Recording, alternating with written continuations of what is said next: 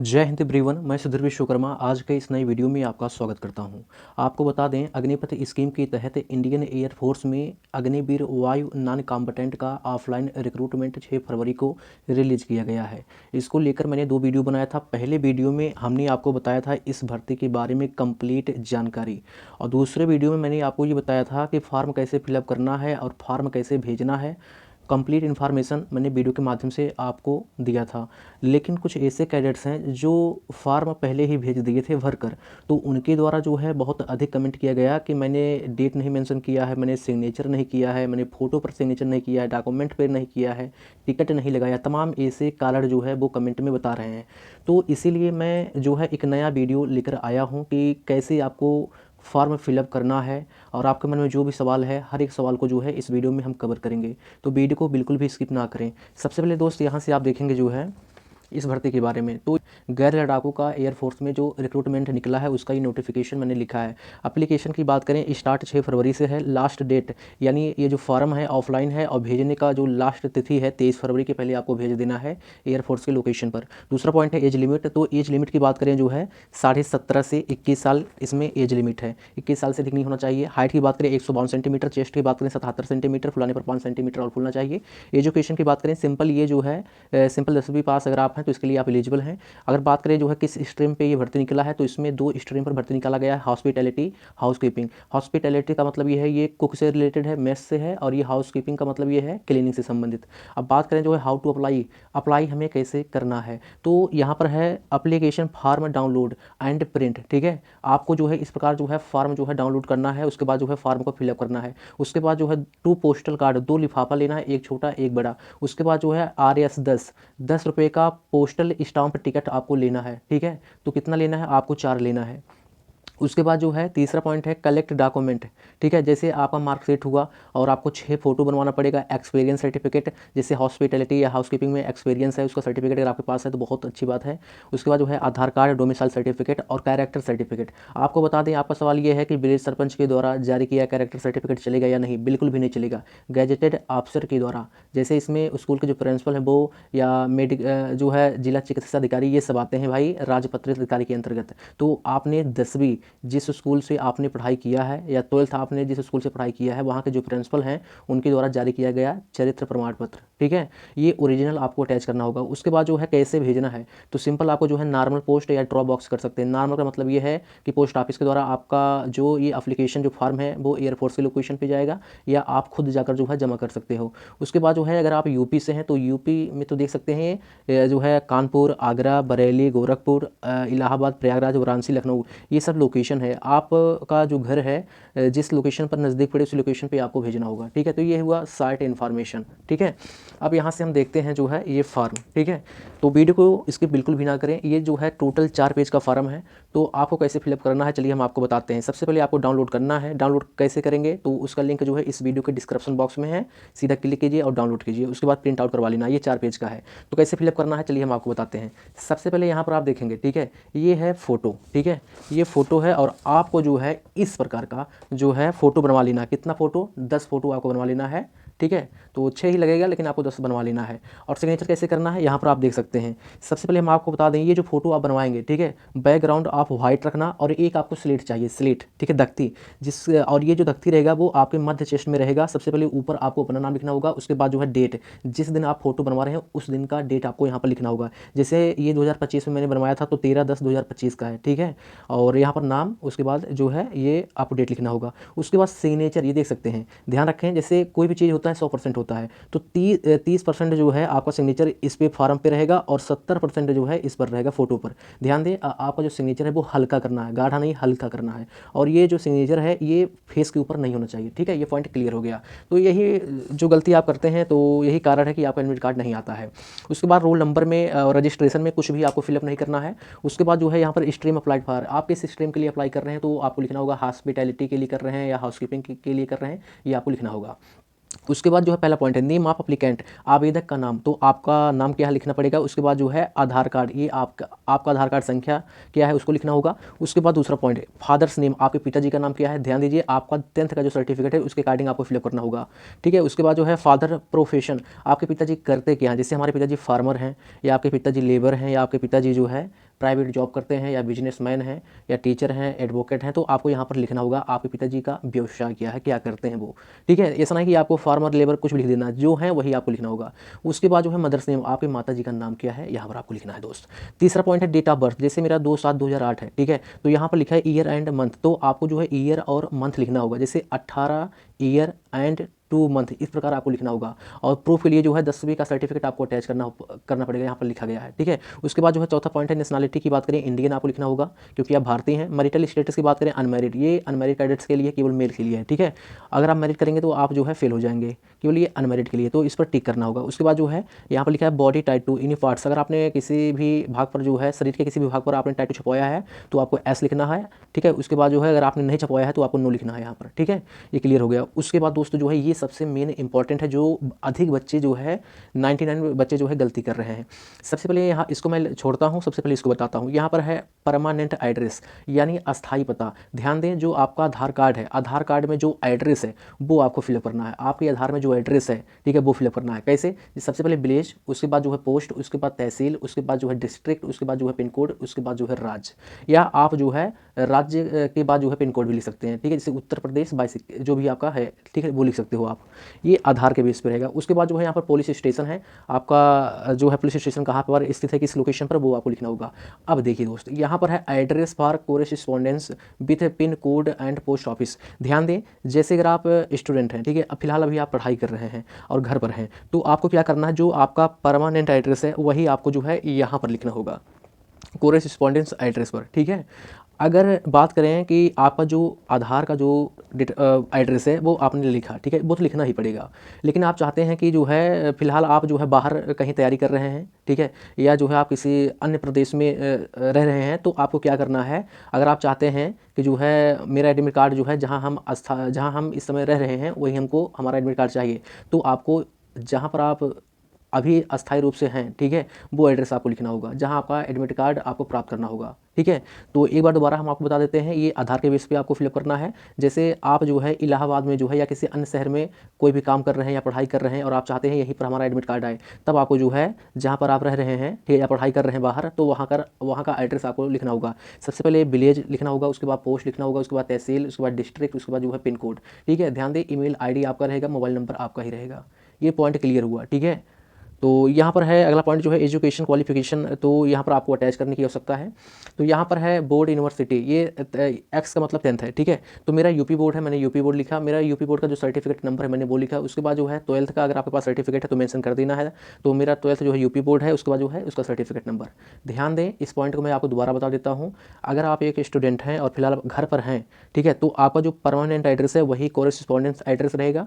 अगर आप जो है किसी अन्य प्रदेश में काम कर रहे हैं या पढ़ाई कर रहे हैं और आप चाहते हैं हमारा एडमिट कार्ड हम जहाँ पर हैं वहीं आए, तो वहाँ का एड्रेस आपको देना होगा। With pin code and post office आपको लिखना होगा। ठीक है, ताकि आप आसानी से पहुँच जाए। ये पहला फॉर्म हुआ आपका कंप्लीट। ठीक है, उसके बाद जो है दूसरा आप देखेंगे, ये है दूसरा पेज। तो यहाँ पर है जो है language you can read and right, यानी बोल सकते हैं, पढ़ सकते हैं। तो मुझे जो है हिंदी लिखना भी आता है, बोलना भी आता है, तो आपको जो है ये अनिवार्य रूप से हिंदी और इंग्लिश आपको लिखना होगा। ठीक है, अगला पॉइंट है डिटेल्स ऑफ पास्ट सर्विस। तो पिछले टाइम से आप कोई जॉब कर रहे हैं या नहीं। अगर आप जॉब कर रहे थे पिछले समय से जो है, तो आपको जो है एस लिखना है। अगर आप नहीं कर रहे तो आपको नो या नील लिख देना है। ठीक है, चाहे नो लिखें या नील, तो कोई दिक्कत की बात नहीं है। उसके बाद जो है प्रेजेंट ऑक्यूपेशन इफ एनी, वर्तमान में आप क्या कर रहे हैं। ठीक है, आपका वर्तमान में व्यवसाय क्या है, क्या कर रहे हैं, ये जो है अप्लीकेंट के बारे में पूछ रहा है, ना कि फादर्स के बारे में। तो आपको क्या करना है, अगर आप कुछ नहीं कर रहे हैं तो नो लिखना है। आर स्टूडेंट, ठीक है, तो आपको जो है अगर आप पढ़ाई कर रहे हैं तो स्टूडेंट आपको लिखना है। ठीक है, या आप अनएम्प्लॉयमेंट भी लिख सकते हैं, यानी बेरोजगार। ठीक है, लेकिन आपको क्या करना है, नो या स्टूडेंट लिखना है। तो मैं आपको बता दूं, नो भी लिख सकते हो, कोई दिक्कत की बात नहीं, लेकिन आप स्टूडेंट लिखेंगे और भी अच्छा रहेगा आपके लिए। यदि आपके पिताजी जो है एयर पर्सन है, ठीक है, एयरफोर्स पर्सन है, तो आपको क्या करना है, रिलेशन का सर्टिफिकेट, ठीक है, या डिस्चार्ज सर्टिफिकेट या पेंशन ऑर्डर्स लगा सकते हो आप। इसका सर्टिफिकेट आपको लगाना पड़ेगा, आपको बहुत बेनिफिट मिलेगा। और अगला पॉइंट है experience if any in the stream applied for, जिस स्ट्रीम के लिए आप अप्लाई कर रहे हो, ठीक है, उसमें आपके पास एक्सपीरियंस कितने साल और कितने महीने का है, तो वो लिखना होगा। जैसे मेरे पास जो है एक्सपीरियंस है 5 साल 6 महीने, तो आपको लिखना होगा 5 ईयर 6 मंथ। ठीक है, अगर आपके पास जो है एक्सपीरियंस नहीं है और एक्सपीरियंस सर्टिफिकेट भी नहीं है, तो आपको क्या करना है, यहाँ पर नो लिखना है, नो लिखना है, नो। ठीक है, या आप नील भी लिख सकते हो, चाहे नो या नील लिखो, ठीक है। उसके बाद जो है अगर आपके पास एक्सपीरियंस है तो आपको जो है ईयर एंड मंथ आपको लिखना होगा और उसके लिए आपको अटैच करना पड़ेगा ये सर्टिफिकेट। उसके बाद जो है डेट है, जैसे ये फॉर्म मैंने जो है 11 फरवरी को फिलअप किया था, तो जिस दिन आप जमा करने जा रहे हो उस दिन का डेट रहेगा जिस दिन ये फॉर्म आप फिलअप करके जमा करने वाले हो। उसके बाद जो है ये सिग्नेचर है, ध्यान दें ये फोटो पर जो आपने सिग्नेचर किया है, जो पहला फोटो है आपका, ठीक है, जिस प्रकार आपने ये सिग्नेचर किया है सेम वही सिग्नेचर जो है यहाँ पर भी करना, ना कि वहाँ पर कुछ और यहाँ पर कुछ और, तुरंत फॉर्म आपका रिजेक्ट हो जाएगा। यही सब है जो माइनर इशू जिसके कारण जो है आपका फॉर्म रिजेक्ट हो जाता है। उसके बाद जो है सेम डेट, जो डेट आपने यहाँ पर लिखा वही डेट यहाँ पर रहेगा। उसके बाद जो है जो सिग्नेचर आपने यहाँ किया वही सिग्नेचर यहाँ पर रहेगा। अब आपके मन में सवाल है डॉक्यूमेंट क्या क्या अटैच करना है, यहाँ पर लिखा है, तो यहाँ लिखा है सर्टिफिकेट एक्स, ठीक है, एक्स का मतलब 10th होता है, तो आपको जो है एस पे क्लिक करना है। मेरे पास क्योंकि ये सिंपल 10वीं पास पर भर्ती निकला तो एस करना ही पड़ेगा, ठीक है, अनिवार्य है। उसके बाद जो है सर्टिफिकेट ऑफ एक्सपीरियंस, यदि आपके पास एक्सपीरियंस है तो एस लिखना होगा। अगर आप एस करेंगे टिक करेंगे तो आपको इसका सर्टिफिकेट लगाना पड़ेगा। मेरे पास एक्सपीरियंस नहीं, मैंने नो किया, ठीक है। उसके बाद जो है character certificate no not older than 6 month, तो 6 महीने पुराना नहीं होना चाहिए, ये ओरिजिनल आपको अटैच करना होगा, ये जरूरी है, अनिवार्य है, एस करना होगा, ठीक है। तो फाइनली आपका जो है ये दूसरा फॉर्म हुआ कंप्लीट। अगला फार्म आप देखेंगे जो है यहाँ पर जो है लिखा है कंसेंट फार्म। कंसेंट का मतलब सहमति प्रमाण पत्र होता है, ठीक है। Consent form for physical fitness test, PFT का ये फुल फॉर्म है, and medical test by candidate for candidate above 18 years of age. अगर आपका उम्र 18 साल या 18 साल से अधिक है, ठीक है, तब आपको ये फॉर्म फिलअप करना है, क्योंकि भाई ये बालिग होता है, ये नाबालिग होता है, ठीक है। इसके लिए अगर आपका उम्र 18 साल या 18 साल से अधिक है तो आपको कैसे फिलअप करना है आपको बताते हैं। अगर आपका उम्र 18 साल है तो ये फिलअप करना होगा, ठीक है। सबसे पहले यहाँ पर लिखा है कैंडिडेट्स नेम, आपका नाम रहेगा, ठीक है। उसके बाद जो है नेम ऑफ फादर्स, आपके पिताजी का नाम रहेगा, या आपके पिताजी का यदि नहीं है दोस्त, ऐसा होता है तो आपके माताजी का नाम रहेगा, या आप जो है अपने भाई या बहन का नाम लिख सकते हो। उसके बाद जो है यहाँ पर डेट, आपका डेट ऑफ बर्थ रहेगा, ये अप्लीकेंट का रहेगा। उसके बाद जो है डेट रहेगा, जो डेट अगले फॉर्म पे आपने डाला था। उसके बाद जो है सिग्नेचर ऑफ कैंडिडेट, आपका सिग्नेचर जो सिग्नेचर आपने किया था सेम वही, नेम ऑफ द कैंडिडेट आपका नाम रहेगा, आपका मोबाइल नंबर यहाँ पर रहेगा, ठीक है। ये क्लियर हो गया। अब आपके मन में सवाल है कि मेरा उम्र जो है 18 साल से कम है, यहाँ पर लिखा है फॉर कैंडिडेट्स बिलो 18 ईयर्स, 18 साल से कम है, क्योंकि वो नाबालिग होता है, ठीक है। तो इसके लिए जो है माता पिता को सहमत होना पड़ता है कि मेरा बेटा जो है इसमें जाएगा, कुछ भी होता है तो जो है भारतीय सेना का कुछ भी इसमें रिस्क नहीं होगा, ठीक है। वो स्वयं रिस्क उठाएंगे जो जाएगा दौड़ने के लिए। तो यहाँ पर जो है लिखा है नेम ऑफ फादर्स मतलब लीगल गार्जियन, यदि आपके पिताजी हैं तो पिताजी का नाम लिखना है, यदि पिताजी नहीं है तो माताजी का नाम लिखना है, या आप भाई या बहन का नाम भी लिख सकते हो। उसके बाद जो है नेम ऑफ कैंडिडेट्स, आपका नाम रहेगा। उसके बाद जो है आपका डेट ऑफ बर्थ यहाँ पर रहेगा, ठीक है। ये पॉइंट हुआ कंप्लीट। उसके बाद जो है यहाँ पर है साइन ऑफ कैंडिडेट, आपका साइन रहेगा, नेम ऑफ कैंडिडेट आपका नाम रहेगा, उसके बाद आपका मोबाइल नंबर, उसके बाद डेट, जो डेट आप यहाँ पर डाले हो, ठीक है। ये आप जिनका उम्र जो है 18 साल है उनके लिए, जिनका उम्र 18 साल से कम है ये फॉर्म फिलअप करना होगा। उसके बाद जो है ये पॉइंट बहुत इंपॉर्टेंट है, signature of parents legal guardian, आपने यहाँ पर जो नाम लिखा है चाहे पिताजी का नाम या मदर का या भाई या बहन का, तो यहाँ पर जो है उनका सिग्नेचर रहेगा। नेम ऑफ पेरेंट्स, आप यहाँ पर जिनका नाम आपने लिखा है जैसे फादर्स या मदर्स या भाई या बहन का, तो यहाँ पर जो है उनका नेम आपको लिखना होगा। उसके बाद जो है यहाँ पर है रिलेशन विथ द कैंडिडेट्स, जो आपने नाम यहाँ पर लिखा है, ठीक है। तो जो आपने नाम यहाँ पर लिखा है रिलेशन क्या है, जो अप्लीकेंट है, आवेदक है, और जो नाम यहाँ पर आपने लिखा है रिलेशन क्या है। रिलेशन जो है फादर का हो सकता है, अगर आपने पिताजी का नाम लिखा है तो फादर का, माता जी का नाम लिखा है तो मदर का, ब्रदर लिखा है तो जो भाई का नाम लिखा है तो ब्रदर का, सिस्टर का नाम लिखा है तो यहाँ पर जो है बहन का नाम लिखा है तो यहाँ पर सिस्टर का रिलेशन होगा, ठीक है। उसके बाद जो है गार्जियन का मोबाइल नंबर, उसके बाद जो है डेट, ये उसके बाद आपका हुआ फाइनली कंप्लीट। उसके बाद जो है ये पॉइंट कुछ भी इसमें आपको फिलअप नहीं करना है, ठीक है, ये ऑफिस के लिए है। तो आपको क्या करना है, वीडियो को स्किप नहीं करना है, तो अगर समझ में नहीं आता दोबारा आपको वीडियो अच्छे से देखना है। उसके बाद जो है फाइनली ये है आपका एडमिट कार्ड। तो यहाँ पर फोटो है, और मैंने बताया था कि 70% सिग्नेचर आपका जो है फोटो पर और चेहरे पर नहीं होना चाहिए, 30% जो है पेपर पर होना चाहिए, फॉर्म पर। तो यहाँ पर जो है स्ट्रीम फॉर अप्लाइड में हॉस्पिटैलिटी के लिए कर रहा हूँ, तो मैंने यहाँ पर लिखा हॉस्पिटैलिटी, यहाँ पर आपका नाम, यहाँ पर आधार संख्या, उसके बाद जो है फादर्स नेम, उसके बाद मदर्स नेम। अब देखिए आपका जो सवाल ये होता है, ठीक है, मैंने अभी बताया जैसे अगर आप जो है वर्तमान में पढ़ाई कर रहे हो घर पे हो, तो जो आपका आधार का जो पता है सेम पता इसमें भी लिखना होगा, सेम यही पता जो परमानेंट एड्रेस है वही कोरेस्पॉन्डेंस में भी लिखना होगा। लेकिन अगर आप बाहर पढ़ाई कर रहे हो या बाहर वर्क कर रहे हो और आप चाहते हो जहाँ पर हम काम कर रहे हैं पढ़ाई कर रहे हैं वहीं पर एडमिट कार्ड आए, तो यही जो 7 वाला जो पॉइंट मैंने ये सब लिखा है, ठीक है, यही पॉइंट जो है आपको जो है सेम पता यहीं पर लिखना होगा। जैसे हाउस संख्या, आप जहाँ पर काम कर रहे हो वहाँ पर हाउस संख्या होता है वो लिखना होगा, विलेज का नाम या स्ट्रीट रोड जहाँ पर आप रहे उसका नाम लिखना होगा, उसके बाद जो है पुलिस स्टेशन, उसके बाद जो है पोस्ट ऑफिस, उसके बाद जो है डिस्ट्रिक्ट, उसके बाद जो है आप इस राज्य से हैं वो लिखना होगा, उसके बाद जो है पिन कोड, ठीक है। इसी एड्रेस पर आपका एडमिट कार्ड जाएगा, ठीक है। ये आपको जो है अच्छे से फिलअप करना होगा। उसके बाद जो है यहाँ पर जो है कुछ भी किसी प्रकार का आपको कुछ भी नहीं लिखना है। अभी हम आपको दिखाएंगे एडमिट कार्ड कैसे आता है दोस्त। ये हुआ फाइनली आपका कंप्लीट, ठीक है। तो ये फाइनली आपका हुआ कंप्लीट। अब हम आपको बताते हैं क्या क्या डॉक्यूमेंट जो है आपको अटैच करना है। तो वीडियो को बिल्कुल भी स्किप ना करें। सबसे पहले आपको करना होगा 10वीं का सर्टिफिकेट, मैंने अटैच कर लिया, ठीक है, 10वीं का। उसके बाद जो है यदि आपके पास इंटर का है तो इंटर करना है, तो मैंने कर लिया इंटर का। उसके बाद जो है आपको क्या करना है, चरित्र प्रमाण पत्र है तो इसको भी मैंने लगा लिया, ठीक है, ओरिजिनल। उसके बाद जो है आधार कार्ड है तो आधार कार्ड मैंने अपना लगा लिया, ठीक है। उसके बाद जो है निवास प्रमाण पत्र, ये बहुत ज़रूरी है। अगर आपके पास निवास प्रमाण पत्र है तो आपको ज़रूर लगाना है, ठीक है। अब देखिए, तो मैंने लगाया जो है मार्कशीट, ठीक है, 10th का, 12th का। उसके बाद जो है कैरेक्टर सर्टिफिकेट, उसके बाद जो है आधार कार्ड, डोमिसाइल, सभी पर आपको सिग्नेचर करना है। जैसे मैं आपको दिखा रहा हूँ, ये देख सकते हो मैंने सिग्नेचर किया आधार कार्ड पर, ठीक है, ये मेरा निवास है। तो इसी प्रकार जो है सभी डॉक्यूमेंट पर आपको सिग्नेचर करना है, फॉर्म पे नहीं करना, केवल डॉक्यूमेंट पर करना है, ठीक है। अब आपके मन में सवाल है कि मेरे पास कैरेक्टर सर्टिफिकेट नहीं, हम क्या करें? तो भाई ज़रूरी है, आपको बनवा लेना है, ठीक है। तो मैंने आपको बताया कि कैसे बनवाना है। तो अगर आपके पास एक्सपीरियंस है तो भाई आप एक्सपीरियंस सर्टिफिकेट का फ़ोटोकॉपी और उस पर सिग्नेचर जरूर कीजिएगा। तो ये आपका हुआ फाइनली सारा प्रोसेस कंप्लीट। अब मैं आपको दिखा देता हूँ कि मैंने जो 2025 में जो फॉर्म फिलअप किया था वो एडमिट कार्ड किस प्रकार आया था, ठीक है। तो मैंने अपने भाइयों का फॉर्म फिलअप किया था, टोटल 5 लोगों का फिलअप किया था, जिनमें से सभी का आया था। तो यहाँ से आप देख पाएंगे मैंने जो है अपना प्राइवेसी के लिए छुपाया है। तो यहाँ देख सकते हैं टू नेम, ठीक है, सन ऑफ, विलेज, पोस्ट, सब कुछ लिखा है। और ये देख सकते हैं, ठीक है, एयर सेंट्रल रजिस्ट्री एयरफोर्स, ठीक है। तो यहाँ पर लिखा है, IC central registry dispatcher clerk air force station Agra. तो आगरा के लिए मैंने फॉर्म फिलअप किया था। तो फाइनली देख सकते हैं मेरा एडमिट कार्ड आया था। ये हुआ जो है एक, ठीक है। और दूसरा मैं आपको दिखा दूँ, ठीक है, ये भी देख सकते हो, ये मैंने जो है टिकट जो है यहाँ से रिमूव कर दिया है, क्योंकि आपको बताने के लिए कैसे आपको चिपकाना है। अभी मैं आपको दिखाऊंगा, लिफाफे पर मैंने चिपकाया है। यहाँ पर देख सकते हो एयरफोर्स स्टेशन आगरा के लिए मैंने फिलअप किया था। भाई जो है बहुत बेहतरीन तरीके से जो है मैंने फिलअप किया था और सभी का एडमिट कार्ड जो है आया था। अब आपके मन में सवाल ये है, एडमिट कार्ड जब आता है तो कैसे वो दिखता है? मैं आपको दिखा देता हूँ। ये देखिए, आप एडमिट कार्ड जो है आपका कुछ इस प्रकार दिखेगा। तो मैंने बोला था रजिस्ट्रेशन में कुछ नहीं लिखना है, तो ये देख सकते हो, ये रजिस्ट्रेशन संख्या है। उसके बाद जो है 13 अक्टूबर 2025 को 6 बजे रिपोर्ट करना था। और ये कहाँ पर रिपोर्ट करना था? Ajit gate air force Agra. और यहाँ पर जो है यूनिट का स्टाम्प है, पेपर है, यहाँ पर लिखा है एयरफोर्स स्टेशन आगरा। उसके बाद जो है प्रेसिडिंग ऑफिसर का यहाँ पर मोहर सिग्नेचर भी है, ठीक है। तो मेरे भाई पूरे प्रूफ के साथ जो है मैं आपको बता रहा हूँ। अब देखिए, जब आपका ये सारा प्रोसेस कंप्लीट हो जाए तब आपको क्या करना है। सबसे पहले यहाँ पर आप देखेंगे ये है लिफाफा, ठीक है। आपको जो है दो लिफाफा लेना है, एक बड़ा और एक छोटा, ठीक है। ये नया फॉर्मेट है। तो अगले वीडियो में मैंने जो है आपको जो है कुछ इस प्रकार का जो है फॉर्मेट दिखाया था। तो यहाँ से देख सकते हैं, ठीक है, ये फॉर्मेट। तो 2025 में इसी फॉर्मेट के द्वारा मैंने जो है फॉर्म भेजा था और एडमिट कार्ड भी आया था। ये भी सही है, ठीक है, ये भी सही है। उसके बाद जो है ये देख सकते हैं छोटा लिफाफा, ठीक है। तो ये हुआ फॉर्मेट 1 और फॉर्मेट 2 आपने देखा। तो अगर आप चाहें जो है इसका भी इस्तेमाल कर सकते हैं, अगर आप चाहें उसका भी इस्तेमाल कर सकते हैं, जो मैंने आपको अभी दिखाया, ठीक है।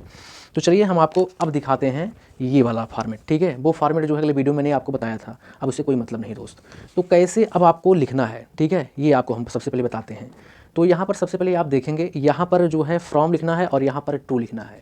यहाँ पर फ्रॉम और यहाँ पर टू। अब आपके मन में सवाल है फ्रॉम लेफ्ट या राइट। मैं आपको बता दूँ, जिस तरफ आपका लिफाफा ओपन होगा उस तरफ टू रहेगा, यानी रिसीवर रहेगा, और जिस तरफ आपका जो है ये लिफाफा क्लोज रहेगा उस तरफ फ्रॉम रहेगा। फ्रॉम का मतलब होता है सेंडर और इसका मतलब टू का मतलब होता है रिसीवर, प्राप्त करने वाला।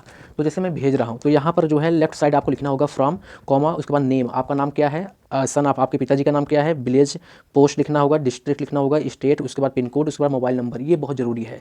अब देखिए, जब ये लिखने के बाद जो है यहाँ पर आपको क्या लिखना है, इस साइड, ठीक है, ये जो है राइट के कॉर्नर किनारे लिखना होगा application for the post of Agniveer Vayu non combatant hospitality stream housekeeping stream, जो जिस स्ट्रीम के लिए आप जो है फॉर्म फिलअप कर रहे हो, ये लिखेंगे। तो ये बहुत प्रोफेशनल तरीका मैं आपको बता रहा हूँ दोस्त, ठीक है। जबकि अगर हम आपको ये दिखाएं, ये भी सही है, ये है नॉर्मल, बहुत ये नॉर्मल है, लेकिन ये भी सही है।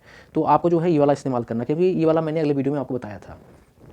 उसके बाद जो है यहाँ पर टू लिखना है, तो आपने लिखा टू। अब आपके मन में सवाल है ये आपने कहाँ से लिखा, तो चलिए हम आपको बताते हैं। तो सबसे पहले ये देख सकते हैं, ये है जो है नोटिफिकेशन, और हम चलते हैं जो है नोटिफिकेशन जो सेंटर है, जिस सेंटर पे हम अपना फॉर्म जो है भेजने वाले हैं। तो दोस्त यहाँ से आप देख सकते हैं, तो यहाँ से आप देख सकते हैं, ठीक है, कि कैसे आपको कैसे क्या करना है। और ये फाइनली लोकेशन है। तो यहाँ से मैं आपको समझाने के लिए जो है पेन लेता हूँ। तो यहाँ से आप देखेंगे ये है बेंगलुरु का।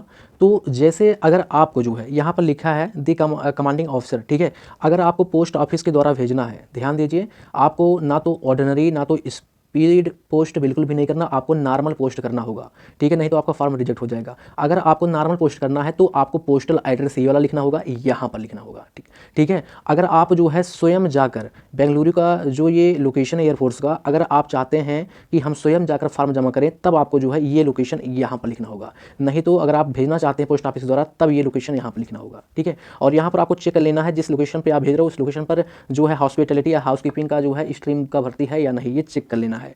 तो मैं आपको दिखा दूँ तो यहाँ पर न्यू दिल्ली है, गांधीनगर पुणे का है, थाने का है, ठीक है। तो आपको जो है बाकायदा तरीके से आपको चेक कर लेना है, ठीक है। तो यहाँ से देखेंगे जो मेरा लोकेशन है, तो अब आपको बेहतरीन तरीके से पता चलेगा। तो यहाँ पर आपने लिखा ये करेक्ट हो गया, ठीक है। अब जैसे 2 है तो मैंने 2 लिखा, उसके बाद जो है ये जो लिखा है यहाँ लिखा है commanding officer headquarter central air command unit air force Bamrauli Prayagraj, यही लिखा है, क्योंकि मैं अपना एप्लीकेशन जो है पोस्टल एड्रेस के द्वारा जो है नॉर्मल पोस्ट करूँगा, ठीक है। पोस्ट ऑफिस के द्वारा जो है मैं अपना फॉर्म जो है भेजूंगा, ठीक है। तब मैंने लिखा अगर आप चाहते हैं कि आपके यहाँ से ये लोकेशन नज़दीक है प्रयागराज, तो आपको क्या करना है, ये लोकेशन नहीं लिखना है, अब आपको ये लोकेशन लिखना है यहाँ पर, ठीक है। ड्रॉप बॉक्स अगर आप करेंगे खुद जाकर जमा करना चाहते हैं तब यहाँ पर जो है सब गार्ड रूम मेन गेट ये वाला यहाँ पर लिखना होगा, टू दी सब गार्ड रूम मेन गेट ये वाला लिखना होगा। अगर आप जो है नॉर्मल पोस्ट के द्वारा भेजना चाहते हैं तब ये वाला लिखना होगा, ठीक है। पोस्टल एड्रेस जो मैंने लिखा है ये पॉइंट हुआ कंप्लीट, और यहाँ पर दोनों स्ट्रीम पर ये भर्ती है, ओके।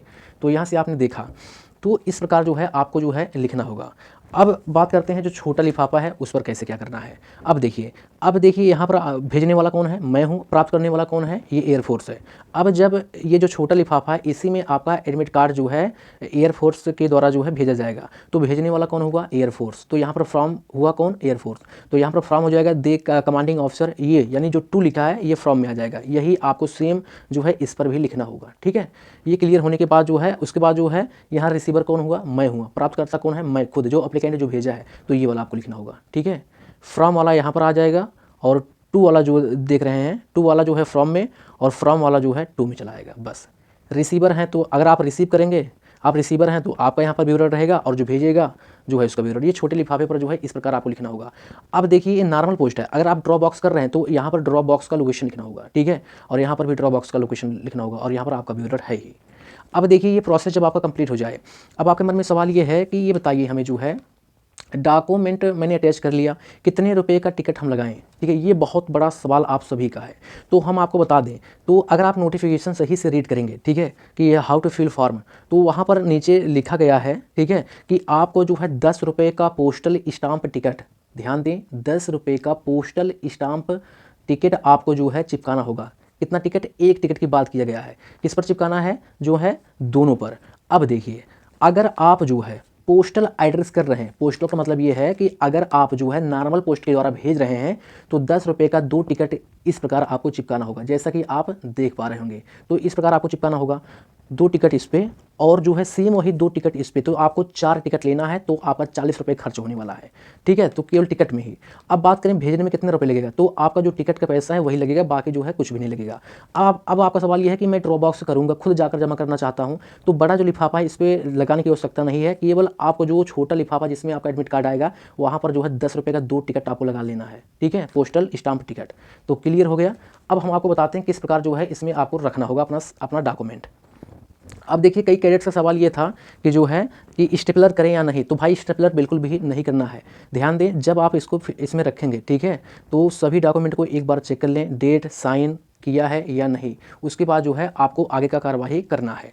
तो सबसे पहले यहाँ से आप देखेंगे मैंने सब कुछ चेक कर लिया है, उसके बाद जो है इस प्रकार, जैसे ये है इस प्रकार जो है आपको क्या करना है, मोड़ना है। तो फाइनली मैंने इस प्रकार मोड़ा, उसके बाद जो है एक बार और आपको मोड़ देना है। मोड़ने के पश्चात जो है ये जो छोटा लिफाफा है, ठीक है, उसको जो है इस प्रकार नहीं रखना, उसको इस प्रकार रखना है। रखने के पश्चात जो है आपको जो है क्या करना है, ये जो लिफाफा है, ठीक है, इस लिफाफे में जो है आपको क्या करना है, जैसे ये लिफाफा है, ठीक है, इसको उल्टा कर देना है और इसको भी इस प्रकार कर देना है। इस प्रकार करने के पश्चात जो है आपको जो है इसमें अपना फार्म जो है रख देना है। तो यहाँ से आप देख पा रहे होंगे, तो मैंने अपना फार्म रखा, उसके बाद जो है गोद से आपको चिपका देना है। उसके बाद जो है आपको क्या करना है, सिंपली जो है नॉर्मल पोस्ट कर देना है। अगर आपने पोस्टल एड्रेस लिखा है, यदि आपने ड्रॉप बॉक्स करना चाहते हैं तो इस पर टिकट नहीं लगाना है, छोटे लिफाफे पर लगाना होगा। बस यही प्रोसेस है और परेशान होने की आवश्यकता नहीं है। अब आपके मन में सवाल ये है कि मेरे पास डोमिसाइल सर्टिफिकेट नहीं है, तो कोई टेंशन की बात नहीं है। अगर आपके पास डोमिसाइल सर्टिफिकेट नहीं है लेकिन कैरेक्टर सर्टिफिकेट, 10वीं का मार्कशीट, आधार कार्ड, ये आपको लगाना अनिवार्य है। ठीक है, तो यही प्रोसेस है और कोई भी सवाल है तो आप लोग जो है कमेंट कर सकते हैं और मैंने आपको बेहतरीन तरीके से बताने का प्रयास किया है। अगले वीडियो में हम आपको बताएंगे कि इसका रिटर्न जो है PFT के बारे में कंप्लीट इन्फॉर्मेशन अगले वीडियो में दिया जाएगा। जय हिंद।